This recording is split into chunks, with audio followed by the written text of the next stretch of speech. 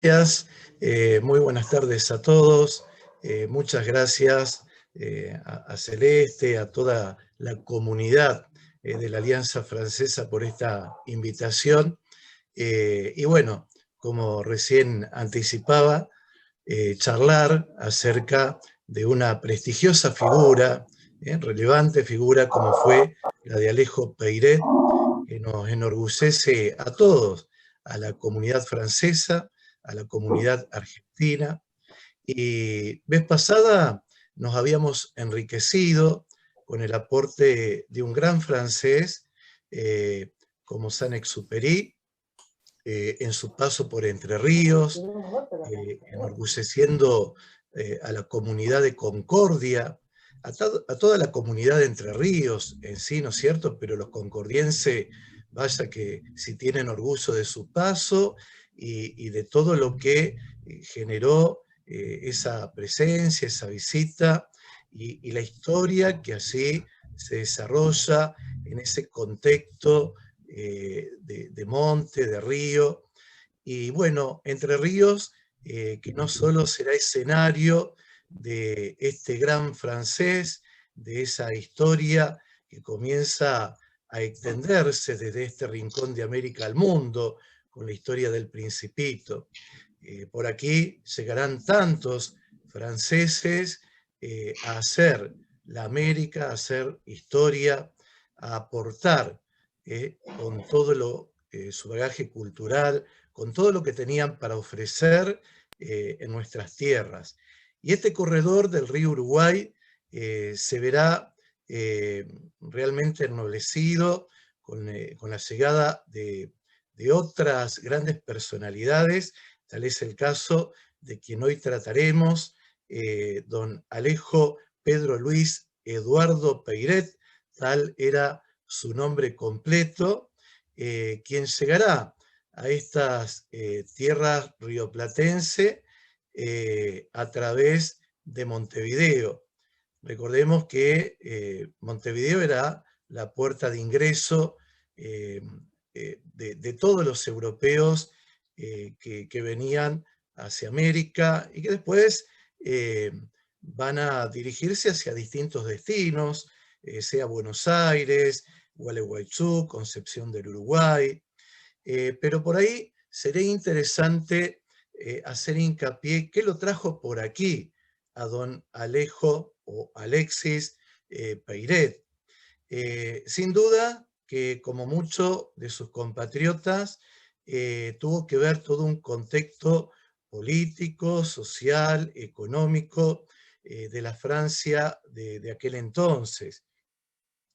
Hay que tener presente también toda una prosapia, ¿sí? Una procedencia, un linaje, una familia hay detrás de Alejo Peiret, que esto me parece muy interesante tener presente, no descuidar, porque detrás de Alejo Peiret tendremos una educación doméstica, una educación académica, todo este contexto que recién decía, político, económico, social, de una Francia y una Europa en sí que viene bastante convulsionada, porque Europa ya no es la misma luego de aquella revolución de 1789. Las cosas cambiaron y mucho.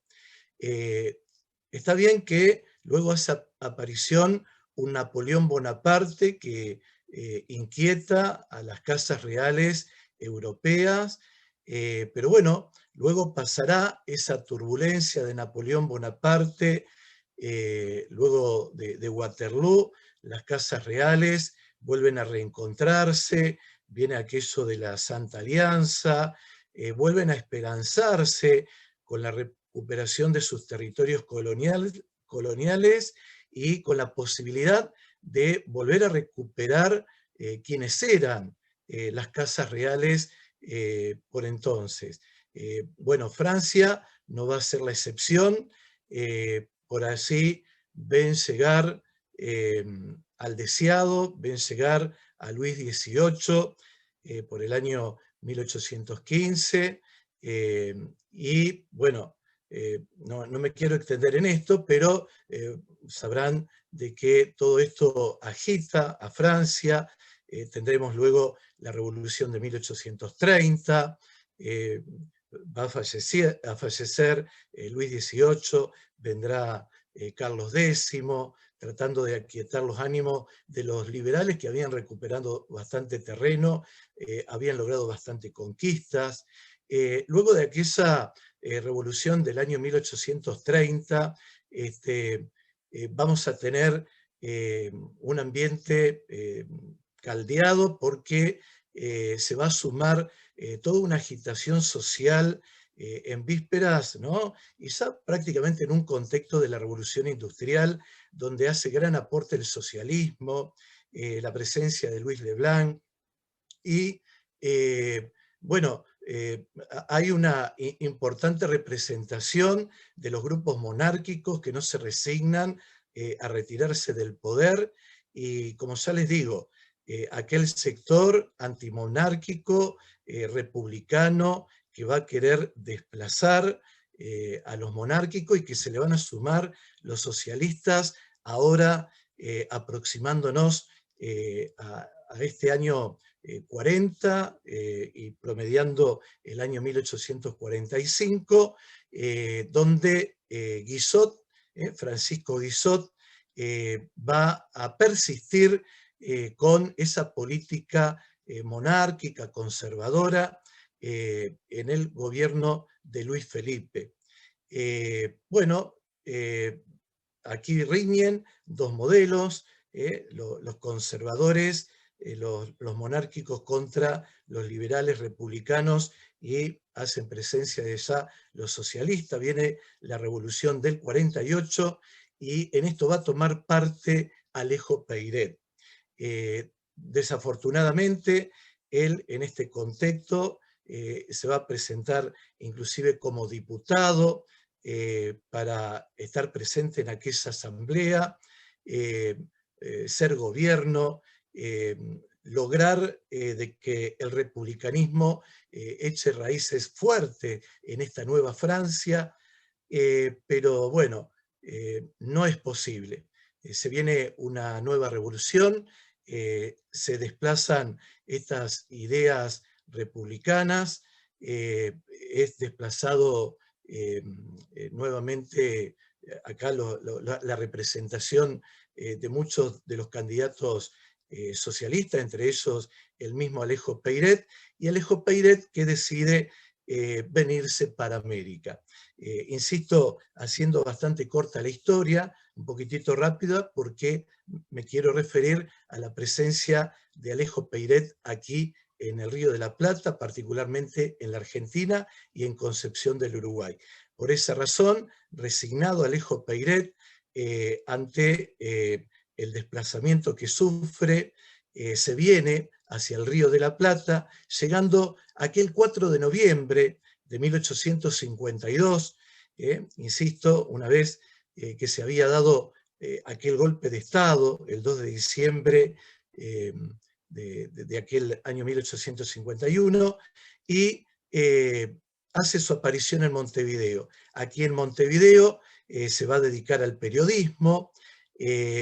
Tengamos presente que estamos en el año 1852, acá hay grandes cambios en el Río de la Plata, había desplomadose ya el régimen rosista, estamos en el mes de noviembre, dije, 4 de noviembre llegaba Peiret a Montevideo, y por esas horas, en noviembre del 52, se está conformando aquel congreso en Santa Fe que nos otorgaría la tan anhelada Constitución del año 1853.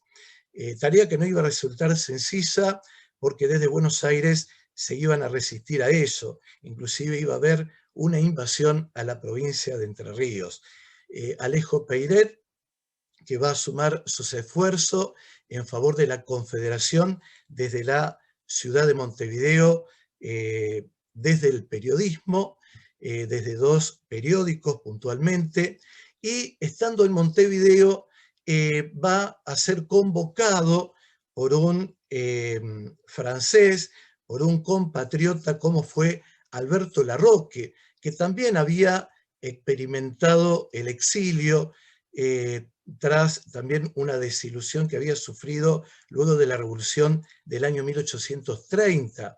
Él había hecho aparición por estas tierras rioplatenses en el año 1841 y ya estaba instalado en Concepción del Uruguay. Por entonces era rector del histórico Colegio del Uruguay, del Colegio Justo José de Urquiza, ya se constituía en el tercer rector del histórico colegio. Recordemos que el primer rector fue Jordana, luego vino Erauquín, dos rectores españoles, el tercero de nacionalidad francesa, y comienza a convocar a muchos ilustres profesores de nacionalidad francesa. Podríamos decir de que el Colegio del Uruguay comienza a afrancesarse, pero no era que Larroque buscaba, no era una cuestión de buscar franceses, sino que realmente estos franceses eran muy ilustres, y esto lo destacan grandes historiadores como Urquiza Almandós. Es así que hace aparición nuestro querido Alejo Peiret por tierras entrerrianas allá por el año de 1854, 1855, se va a hacer cargo de la cátedra de Historia en el histórico Colegio del Uruguay. Recordemos que Alejo Peiret había recibido el título de Derecho en la prestigiosa Universidad de la Sorbona en París.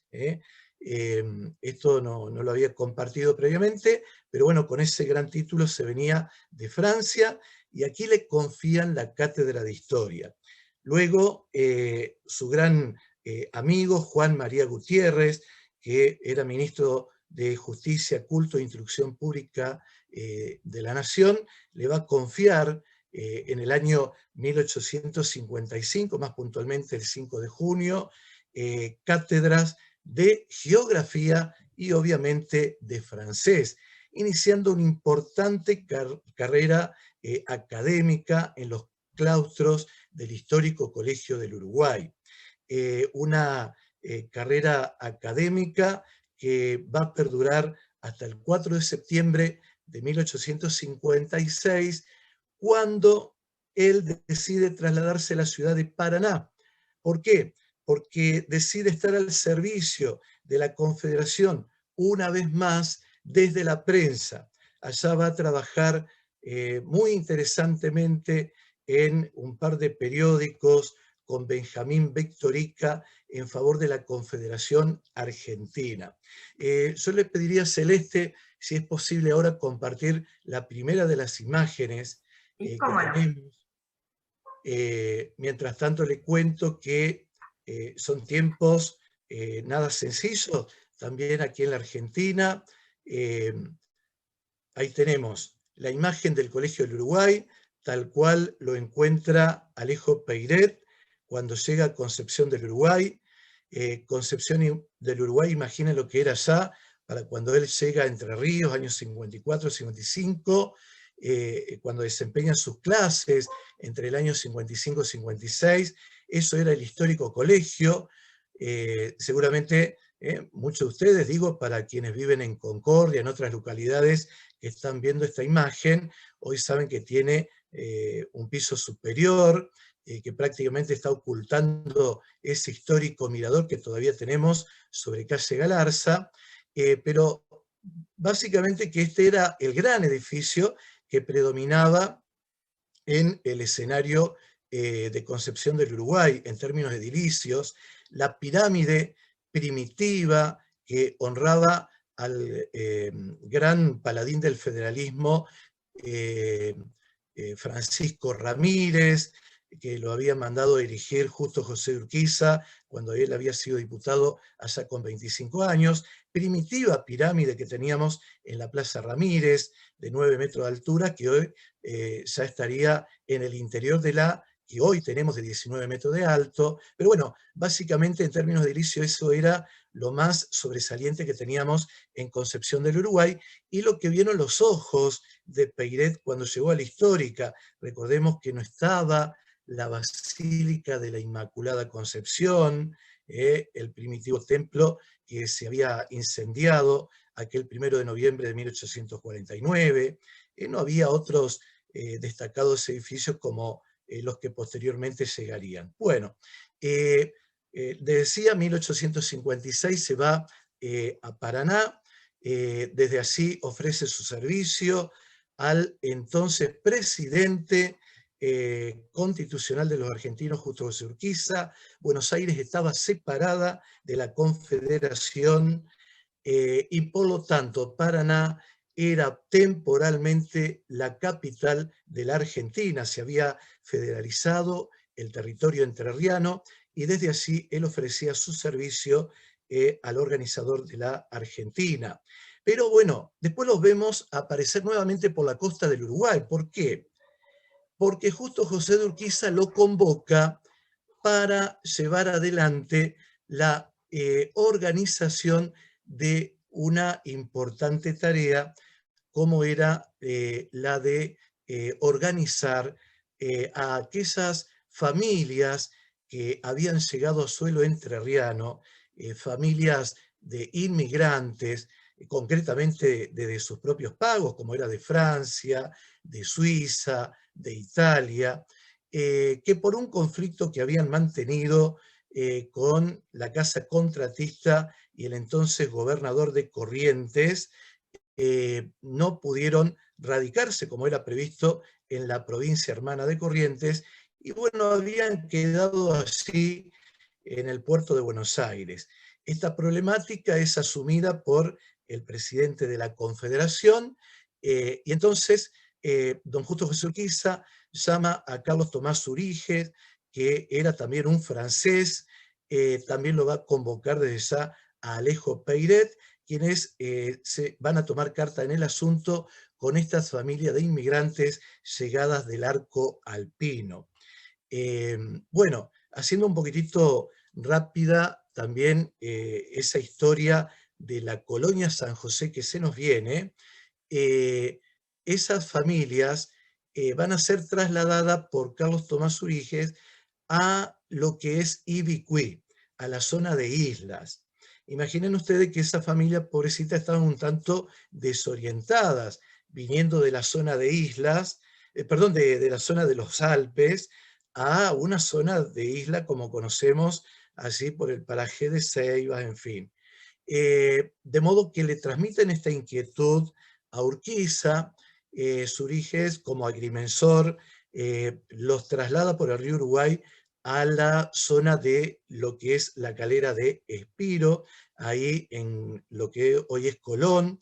Desembarcan así la familia un 1 de julio de 1857 y bueno, las trasladan a lo que hoy es la ciudad de San José. Y así cobra vida el 2 de julio de 1857 la famosa colonia San José, la segunda colonia en la historia argentina, la colonia inmigrante, porque la primera fue la de Esperanza en Santa Fe.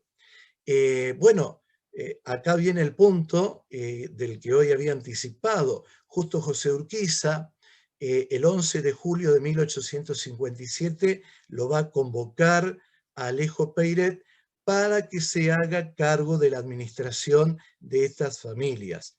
Y ahora le pido a Celeste la segunda de las imágenes a compartir. Gracias, Celeste, muy amable. Ahí, ¿qué tenemos? Hay gente de San José aquí conectada, que la está reconociendo seguramente, gente que habrá visitado este lugar, que hoy le conocemos como la granja, más bien la administración. Este es el lugar donde residió Alejo Peiret, en lo que hoy es San José. Podemos pasar a la siguiente imagen, que es una imagen donde nos permite dimensionar toda esa vivienda donde él residió y desde la cual administró la colonia, esta importantísima colonia que dará vida a San José, que más tarde dará vida a Colón y a todas las poblaciones de las inmediaciones. Eh, Solamente quiero compartir algo muy valioso en la tarea administrativa de Alejo Peiret, un gran administrador por empezar. En esta tarea administrativa había un reglamento. En ese reglamento 22 artículos. De los 22 artículos quiero resaltar dos nomás, el 19 y el 21. El 19 dice: queda prohibido a los colonos vender licores, vinos o bebidas espirituosas, miren el término, en la colonia. Miren qué conducta que establecía Urquiza en su territorio. Urquiza combatía mucho el tema de la bebida porque decía que traía violencia doméstica, desde ya desórdenes públicos, y aquí había que implementar cultura de trabajo, disciplina, algo que se relaciona al artículo 21. Escuchen ustedes: la administración tiene derecho de expulsar de la colonia a los individuos o familias que se harían inútiles o perjudiciales en su pereza o su mala comportancia. En este caso, la administración dispone de la suerte de terreno desocupado. Quiero dimensionar esto, insisto, lo que se traía Urquiza en mano con esto de traer familias, no solo para poblar, como lo establece nuestra Constitución Nacional, sino en esta tarea de cultura de trabajo, algo sostenido también por Alejo Peiret. Acá no era solamente el poblar las tierras, sino el aleccionar a estas familias en que, bueno, acá no íbamos a perder el tiempo, acá había que trabajar, acá había una disciplina a seguir. Y en este sentido Alejo Peiret estaba más que contento, porque este era uno de los sueños que él se había traído de Europa. En esta tarea de colonización, era algo que él ya tenía inserto en su mente, en su corazón. Recordemos que él viene de la zona de los Bajos Pirineos, sus papás eran de una zona rural, había tomado contacto inclusive con profesores, valiosos formadores como Quinet, Michelet, Proudhon, tantos otros que, bueno, Proudhon lo había leído, ¿no? Pero que realmente eran gente que también eran de ámbitos rurales y que también tenían todo este concepto del trabajar la tierra, de disciplinar a las familias que tengan que trabajar la tierra. Bueno, hay mucho para decir de esto, no me quiero demorar porque también en esta gran labor que va a desempeñar Alejo Peiret en Entre Ríos, por San José, Colón y Concepción del Uruguay, hay mucho para decir. Era un hombre multifacético. Hablando de lo multifacético de Alejo Peiret, se me estaba escapando algo que él enseguida pone en marcha, ni bien llega.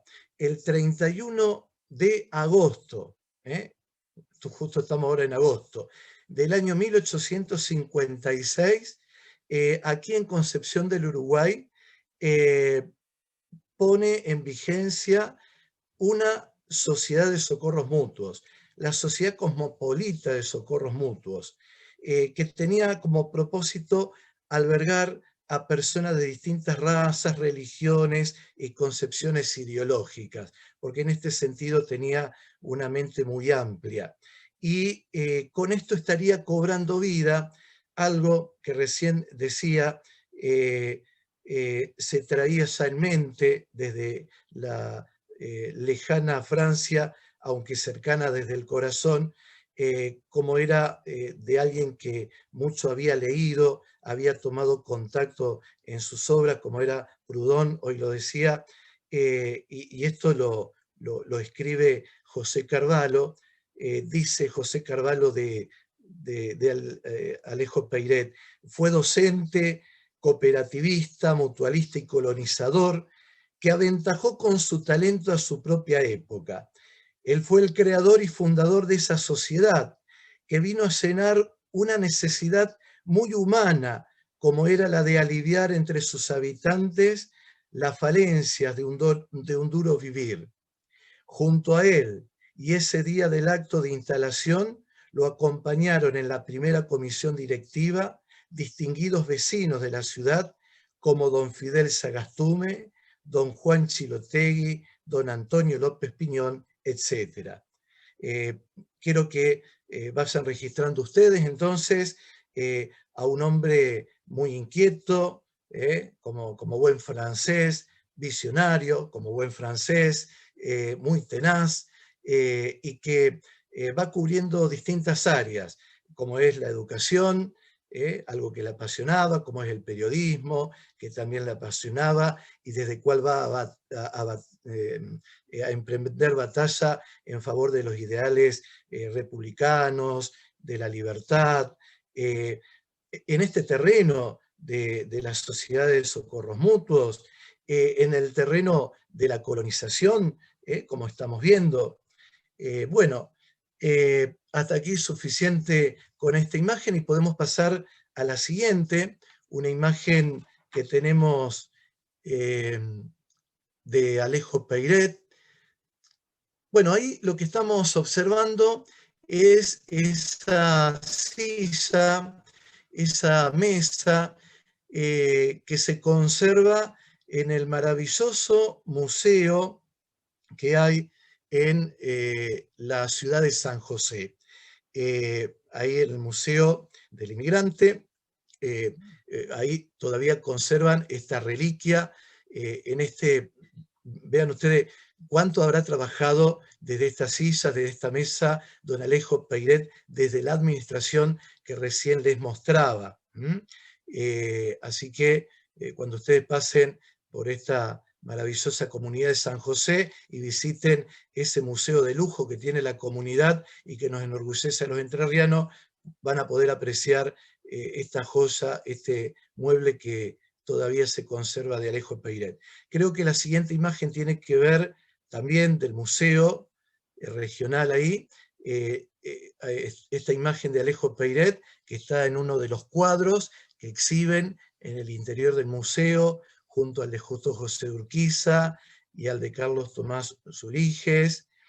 Y que bueno, hoy lo decía, un hombre muy emprendedor, muy tenaz, que va incursionando en los más variados campos institucionales, del saber. Y bueno, ahí en San José, obviamente, no quiero perder de vista, y ya voy a Concepción del Uruguay. Cualquier cosa, Celeste, vos me controlás en los tiempos, porque también los alumnos me avisan cuando toca el timbre. En San José no perdemos de vista una tarea formidable que cumplió Peiret, siendo él administrador. Allá por febrero de 1870, integró una comisión que fue la encargada de organizar la recepción del presidente Sarmiento y toda su comitiva. Recuerden ustedes que Sarmiento visita Entre Ríos el 2 de febrero de 1870, en vísperas del aniversario de la batalla de Caseros. En primer lugar, venía en la embarcación Pavón, por el río Uruguay, desde ya hacia el puerto de Concepción del Uruguay. Allá amarra la embarcación Pavón en el puerto de Concepción del Uruguay, digo, aquí en Concepción. Al día siguiente recién desembarca Sarmiento, el jueves 4 de febrero, lo recepciona Urquiza, lo traslada a Sarmiento, a toda la comitiva, embajadores que venían de Estados Unidos, Rusia, Francia, España, con los periodistas, hasta el Palacio San José. Ahí hay una gran fiesta que se extiende hasta hora de la madrugada de aquel 4 de febrero. Al día siguiente, viernes 5 de febrero, tiene lugar un Te Deum en la Inmaculada Concepción, después un gran desfile en el centro de Concepción del Uruguay, y en el centro estaba el prestigioso Teatro Primero de Mayo, donde Urquiza le ofrece al presidente de la Nación una gran fiesta de gala. Al día siguiente, 6 de febrero, se traslada el pavón hacia el puerto de Colón. Bueno, acá tiene que trabajar arduamente Peiret. Peiret tiene que trabajar en el sentido de economizar en gastos, pero de preparar algo muy lindo para recepcionar al presidente Sarmiento, con 4 arcos de triunfo en la ciudad de Colón, un arco de triunfo que iba a estar destinado en la ciudad de San José, que comida para todos los ciudadanos, comida, por supuesto, para la comitiva y el presidente, lugar para alojar, en fin. Peiret se lleva todo el halago de Justo José Urquiza por esta tarea.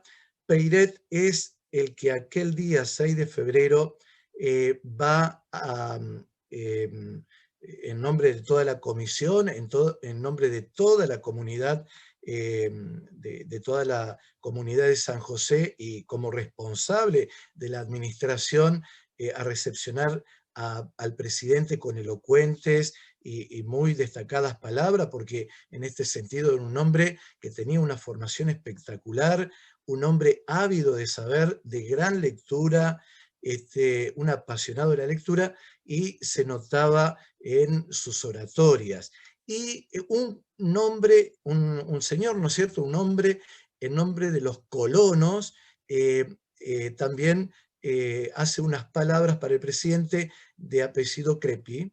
Y bueno, ya les digo, Urquiza muy agradecido con Alejo Peiret por cómo había economizado, pero a la vez cómo había sido esa recepción en Colón y en San José por parte de Alejo Peiret. Y ahora sí, volvemos a Concepción del Uruguay, con una de sus muy importantes labores.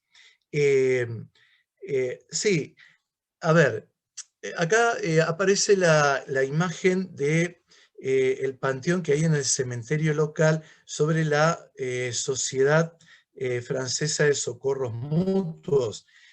Hoy dije que este hombre, ni bien llegó en 1856, puso en marcha una sociedad cosmopolita, que era la primera del interior del país, eso no dije. 1856, 2 años antes, 1854, se había llevado la primera en la ciudad de Buenos Aires. Pero hay que decir de que Alejo Peiret, el 14 de julio de 1880, en uno de esos tantos festejos que llevaba adelante por su añorada Francia,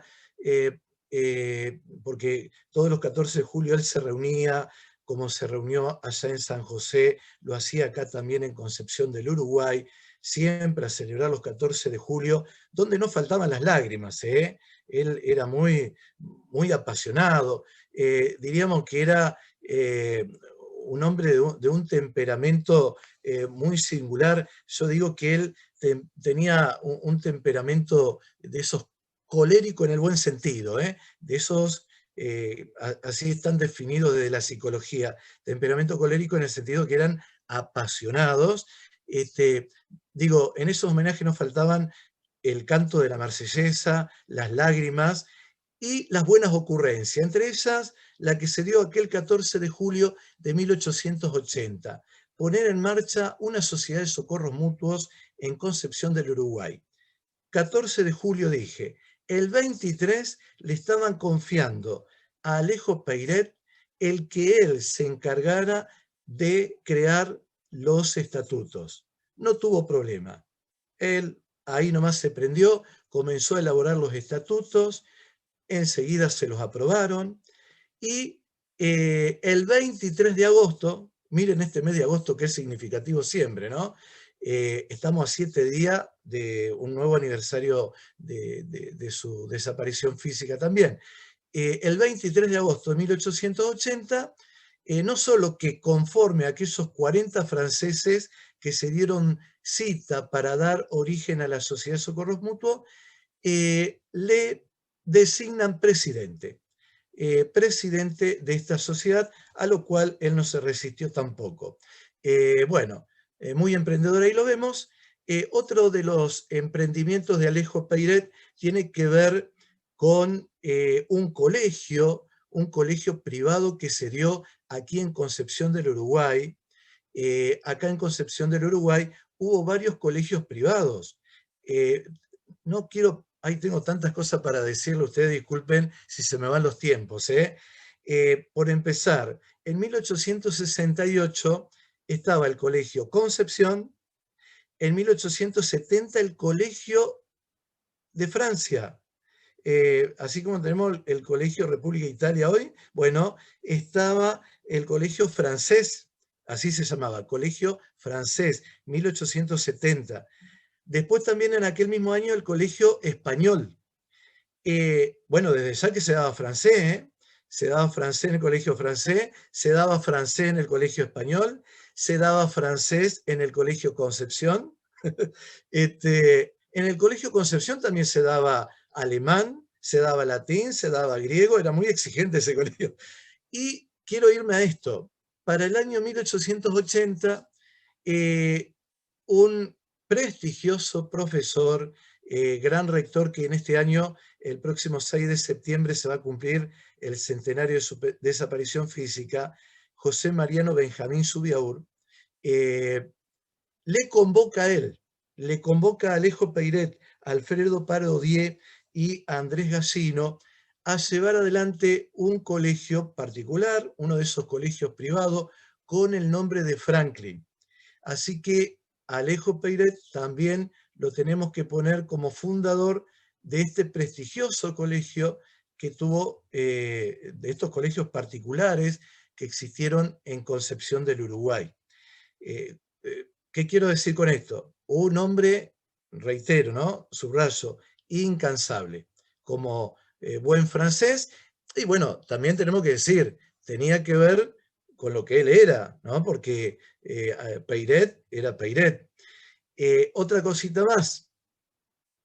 El 22 de abril de 1872 se congregan 116 personas en Concepción del Uruguay, donde está Martín Ruiz Moreno, Teófilo de Urquiza,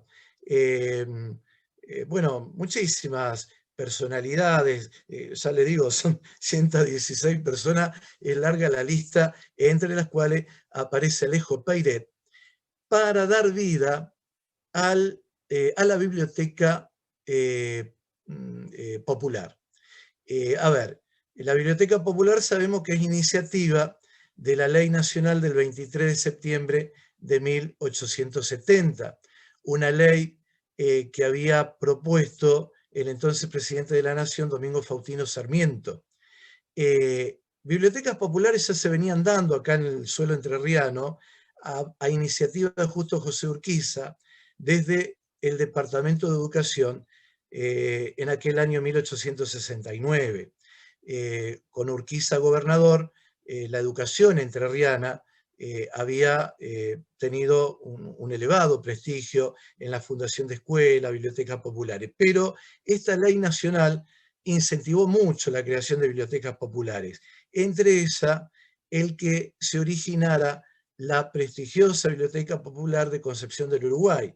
Y acá lo vamos a tener presente a don Alejo Peiret. Alejo Peiret, que por allá, en el año de 1876, lo vamos a tener como presidente de esta prestigiosa institución. Y para esta ocasión les tengo reservado lo que él llega a decir sobre los tiempos que le tocó pilotear la comisión directiva de la Biblioteca Popular, porque si bien nuestra Biblioteca Popular fue muy prestigiosa a nivel nacional, se decía que nuestra biblioteca fue de las mejores del país, porque realmente recolectó buena cantidad de libros, gran cantidad de socios, fue de las mejores. En un momento cae en un pozo financiero y justamente a él le toca recuperarla. Y les leo lo que pone en la memoria. Cuando esta comisión recibió la Biblioteca Popular, esta se encontraba en un estado lamentable, hablando desde el punto de vista financiero, con un déficit que parecía amenazar su misma existencia. En presencia de semejante situación, la comisión se vio en la necesidad de acudir a medios extraordinarios. Desde luego, se ideó hacer un llamamiento al mismo pueblo para quién y por quién se había fundado la biblioteca. Entonces, ¿qué va a hacer Alejo Peiret? En aquel Teatro Primero de Mayo que les mencioné, aquel teatro que había fundado justo José Urquiza en 1867, va a llevar adelante una importante velada literario-musical en julio de 1877, concretamente el día 19 de julio, y él va a increpar a la población de Concepción del Uruguay, a motivarla, a que se sumara para recaudar fondos y ayudar a esta prestigiosa institución en favor de la cultura y de la educación. Vemos ahí entonces un importante protagonismo de nuestro querido Alejo Peiret, como también lo vamos a ver actuando, y actuando a uno de sus hijos, como fue Luis Peiret. Recordemos que don Alejo Peiret había tenido 3 hijos, entre los cuales figura Luis, y a Luis Peiret lo vamos a ver actuando tan enérgico como su papá, tan ardiente, en aquella jornada del 14 de mayo de 1877, quizás que a alguno le suena la fecha, para dar vida a otra prestigiosa institución en favor de la educación y la cultura en nuestro medio, como fue la Sociedad Educacionista de la Fraternidad, de quien fuera presidente el joven José Mariano Benjamín Subiaur. En este emprendimiento también vemos a la familia Peiret ya aquí incursionando. Bueno, por ahí no fui resaltando que tenía como cometido hacerlo en este recorrido. La edad que tenía Alejo Peiret es algo que por ahí me interesa en estas vidas extraordinarias, maravillosas. ¿Por qué digo lo de la edad? Porque no me parece menor decir que Alejo Peiret, cuando llegó al Río de la Plata, tenía 26 años, que cuando asume como docente lo hace con 28 años, que cuando se hace cargo de la administración de San José tenía 30 años. Digo, una persona joven y que pone mucho de esa juventud en todas estas nobles iniciativas para San José, Colón, Concepción del Uruguay. Bueno, a ver, me voy encaminando para el final, ¿no es cierto, Celeste? ¿Me estoy yendo? ¿Se están aburriendo? Bueno, tiene que ver con los No, homenajes. ay, perdón, pues justo, no lograba prender el micrófono. Yo agarré el papel más cercano que tenía y anoté de todo. Es interesantísimo. Pero sí, estamos llegando a las 7 de la tarde, así que sí, vamos a ir cerrando. Désolé, mademoiselle. Bien, sí, ahí la placa del primer presidente que vez pasada habían anunciado, ¿no? Que había asumido aquel 14 de agosto de 1946. Bueno, cerrando entonces el homenaje a Peiret. El homenaje a Peiret se materializa en tiempos de que es rector Derminio Carreño. Derminio Carreño fue rector entre 1902 y 1910, rector del histórico colegio Justo José Urquiza. Perdón, ahí tenemos una anterior imagen, gracias Celeste, en el cementerio de San José, ahí están los restos de Alejo Peiret, porque él falleció, recién lo anticipé, estamos a una semana, el 27 de agosto de 1902, en la ciudad de Buenos Aires, porque ve tantas cosas para decir, desgraciadamente, hay dos momentos como docente en el colegio, y él se va del Colegio del Uruguay con mucho pesar en tiempo en que fue rector Honorio Leguizamón, porque Honorio Leguizamón argentinizó el colegio, empezó a sacar profesores, todo lo que era extranjero, y bueno, le cayó la guillotina, perdón por el elemento que estoy diciendo, pero, y él se tuvo que ir, resigna su gestión de docente acá el 17 de agosto, miren qué fecha, de 1883, y se aleja a Buenos Aires. Allá va a terminar su muy interesante labor cultural porque va a seguir trabajando.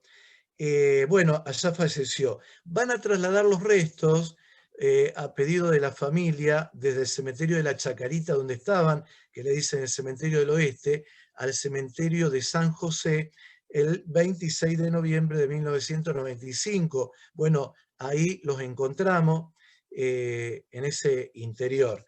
Concepción del Uruguay, el homenaje que le rinde es aquí en el Colegio del Uruguay. Ahora sí podemos pasar la imagen.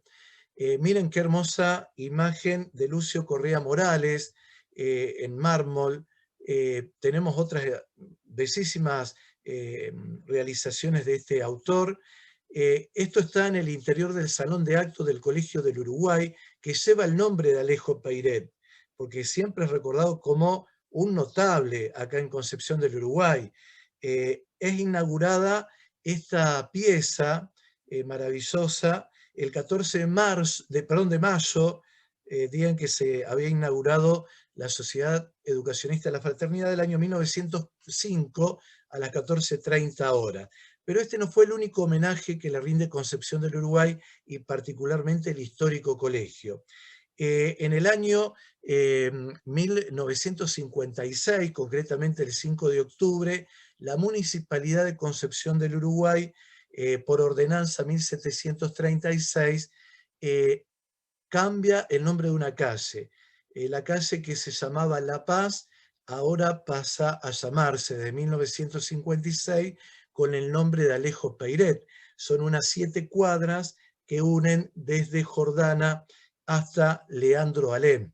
Así como Concepción del Uruguay le rinde homenaje con una calle, también lo ha hecho Colón, lo ha hecho San José, que la calle ahí céntrica pasa frente a la parroquia. Y quiero concluir con el homenaje que se le hizo en 1907 al cumplirse el 58 aniversario del histórico Colegio del Uruguay. Julio Argentino Roca, que despidió su resto en el cementerio de la Chacarita, junto con otras notables personalidades, fue invitado al Colegio del Uruguay para rendirle homenaje, pero no pudo por razones de salud. Entonces su hijo, Luis Peiret, lee las palabras de Roca y dice así: allí donde aprendimos a amar la nacionalidad argentina, informe aún, y a concebir la patria unida, próspera y fuerte, como se encuentra ahora, creería oír la voz sonora y vibrante y simpática del francés Larroque, imponiendo el silencio, explicando los deberes del ciudadano en un país libre o dándonos lecciones de religión cristiana. Creería ver la figura imponente y bondadosa de Clark, al sabio Peiret, dando su clase como distraído y sin preocuparse de si escuchaban o no. Bueno, recién me decía que me habían escuchado y bueno, si de algo sirvió lo que compartí, bienvenido sea. Les agradezco a todos. Un fuerte abrazo. Bueno, muchas gracias. Muchas gracias a vos, José. La verdad que estuvo apasionante. Muy, muy, muy interesante, y sí, la verdad que con este relato como que cobra vida este personaje. Así que bueno, no sé si la gente que está presente tiene algunas preguntas para vos. Vamos a quedarnos unos 5 o 10 minutitos para aprovechar tu Chao, José. conocimiento, porque la verdad, increíble. Hola, ¿qué tal, José Alejandro? ¿Cómo andás? ¿Cómo te va, José? Acá Un te gusto escuchamos verte. atentamente, gracias, qué igualmente. impresionante todo lo que narraste, de una riqueza increíble. La verdad, el sentimiento final me dio una enorme tristeza saber que después de todo lo que hizo, tuvo que irse, ¿no? Como le ha pasado a muchos otros, estando en la otra costa, en la costa del Paraná, lo he visto con otro francés, del cual he aprendido la historia hace poquito, y digo, tanto que hicieron y se tienen que ir así, qué tristeza, ¿no? ¿Verdad? ¿No? Sí, sí, sí, sí. Tanto que brindaron y de todo corazón. Por ahí hay cartas de él con estos lamentos, ¿sí?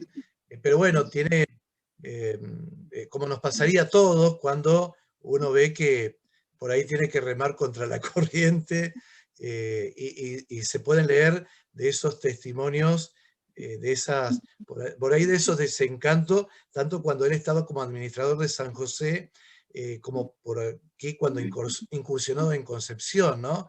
Pero bueno, son las cosas que le pasan a estos valientes cuando vienen con esos emprendimientos, y bueno, nos estimulan a nosotros no bajar los brazos tampoco ante nuestros proyectos. Bueno, son estímulos.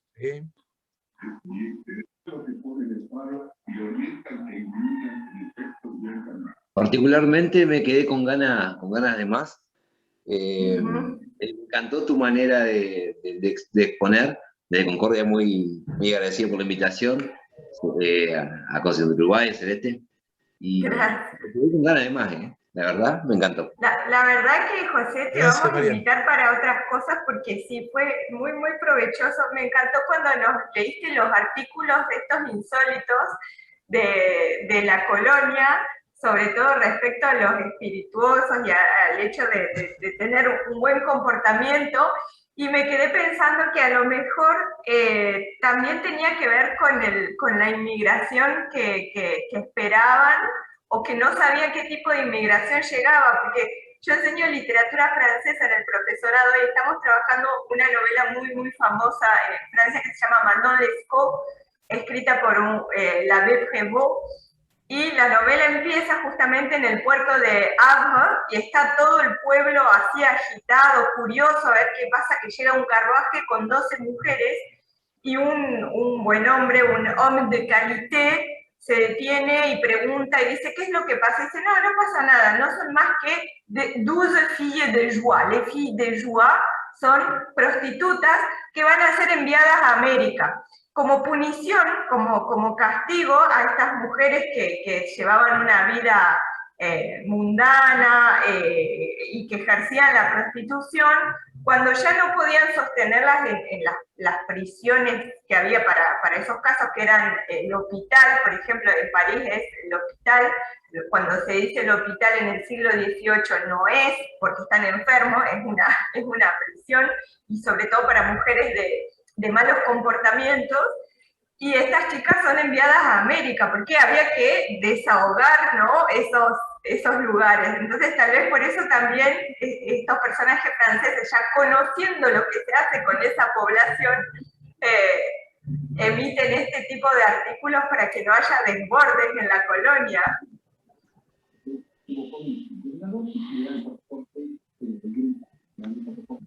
Así que... Bueno, no sé si alguien más quiere hacer algún comentario, alguna pregunta. Aprovechen que lo tenemos acá. Buenas tardes, Mariela, encantada. ¿Qué tal? Igualmente.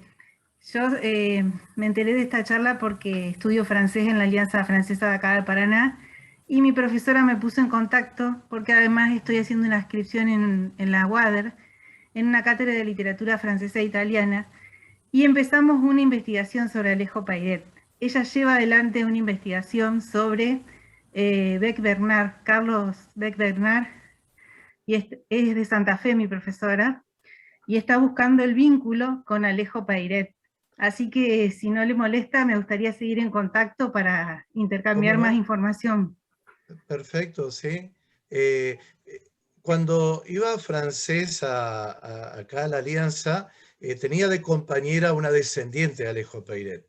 Así Ah, que mira. bueno, vamos a ver cómo podemos lograr incrementar ese vínculo. Ella Eh, estudia Alina Beck-Bernard, que era la mujer de Carlos Beck-Bernard. Él se ocupó de hacer lo mismo que hizo Alejo Peiret con las familias, pero en San Carlos Centros, en Santa Fe. Ellos que- vivieron 5 años ahí en Santa Fe, y bueno, hay un libro que se llama El río Paraná, que escribió Alina Beck-Bernard y que describe toda la sociedad de esa época. Es muy interesante. Qué lindo, qué lindo. Sí, hay tantos aspectos, ¿no?, para abordar. Nada he podido llegar a compartir cuando él retornó a Francia, con sus 62 años, su querida esposa y su hija Alfonsina. Bueno, todo lo que fue el reencuentro con su tierra, con, bueno, muchos de los amigos que ya no estaban, el recorrer toda esa zona que gracias a Dios pude recorrer. Y bueno, realmente fue muy emotivo ese retorno, que él, bueno, iba en nombre del gobierno argentino también a un encuentro, era año 1889, y también tuvo un encuentro ahí en un congreso, bueno, multifacético el hombre porque iba también al encuentro bueno, de traerse conocimiento de máquinas agrarias, fue para todo, ¿no? Al reencuentro de los usos y también para la exposición de París y para tantas otras cuestiones. Así que también ese es un capítulo muy interesante en su vida. Claro que sí. Yo ahora estoy tratando de transcribir una carta que él escribió a Alejo Peiret a Roca, intercediendo para que ayudara a Carlos Beck-Bernard. En ese trabajito estoy en este momento. Qué interesante. Sí, sí, e inclusive yo sigo también en muchos aspectos porque hay mucho más para seguir investigando y profundizando, ¿no? Porque, bueno, yo siempre lo digo, soy un apasionado de la investigación eh, y ahora que estoy muy absorbido por las clases, eh, quienes somos docentes sabemos cuánto absorbe el aula, y más en estos tiempos de la pandemia y con todas estas cuestiones que se han tenido que innovar, pero bueno, miro con mucha ilusión la pronta jubilación y dedicarme en exclusivo A a la la investigación. investigación. Ahí miro con mucho cariño a Marisa, que fue mi profesora en el profesorado. Un fuerte abrazo, Marisa. Justamente, Marisa, te iba a preguntar si querías hacer algún comentario respecto, vos dijiste, José, que en algún momento estuvo Crepí con Peiret en la organización de la fiesta. Imagino que es Crepí el ancestro de Marisa. Ay, a ver si me escuchan. Sí, te escuchamos, Marisa. Sí, Ah, te bueno. escucho. No, primero de todo, José, es muy bueno esta recuperación de la historia de Alejo Peiret, porque hace lejos, en la década del 60, cuando yo cursé mis 5 años en este primer colegio laico del país, no se hablaba de Alejo Peiret. Quizás si yo me enteré justamente por mi familia materna, descendiente de ese Francisco Crepí, y la verdad que, digamos, trajo aires renovados, ideas que tenían que ver con esta Revolución Francesa de 1789 fracasada, pero las ideales de igualdad, fraternidad y libertad, y unido a todo el sentido de la colonización de la tierra en forma cooperativa, ¿Verdad? fundamentalmente desterrar los latifundios. Bueno, quizás en mis años de secundario eso no era querido dentro del colegio, que no se hablara de este tipo para mí fue un avanzado en su época, ¿no? Justamente cuando vos mencionás que volvió, visitó a su familia, fue enviado a la exposición esta universal por los 100 años de la Revolución Francesa, 1889, pero a su vez participó del segundo Congreso Internacional de Trabajadores Socialistas, donde se seguía pidiendo la reducción de las horas laborales, y que a su vez se planteó que desde el 1 de mayo de 1890 se conmemorara en todo el mundo el Día Internacional de los Trabajadores, porque no es del trabajo, de los trabajadores, en homenaje a los mártires de Chicago. Así que digamos que era muy amplio en su perspectiva política, ideológica, y yo pienso, también era masón, pienso que muchos dicen que se oponía, él era ateo, se oponía a las religiones, y creo que no. Él hablaba, como hablan estos originarios masones, no sé ahora, de una religión universal, compenetrada, de la posibilidad de ligarse de otra forma a la naturaleza y formas productivas de otro tipo.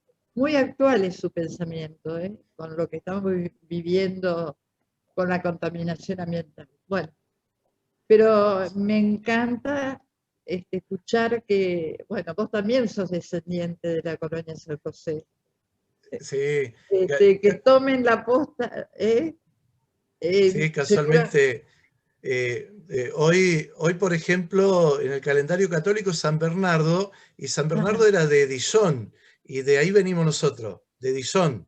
Ahí tengo parientes, bueno, hay unos que de Dijon se fueron a París, pero digo, justo cuando en la agenda salió de que era hoy la ponencia, 20 de agosto, me recordé, bueno, justo ahí un dijonés que justo coincidía con el día de la ponencia.